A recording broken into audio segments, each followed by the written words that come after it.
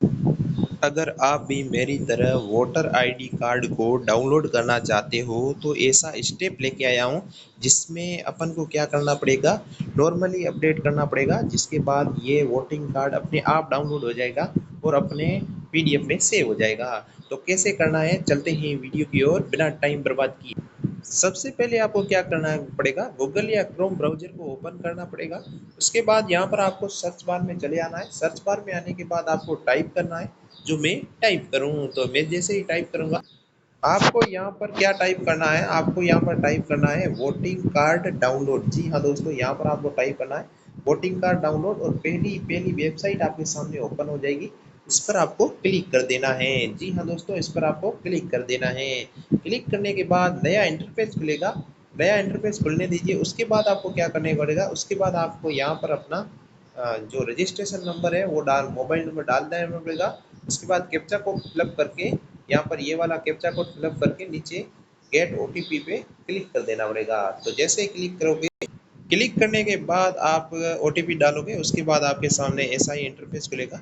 जिसके बाद आपको क्या करना पड़ेगा, जिसके बाद काफ़ी सारे ऑप्शन आएंगे। नीचे आप देख सकते हो काफ़ी ऑप्शन आ रहे हैं, ट्रैक, ईसीबीएन डाउनलोड, ये सर्च नेम।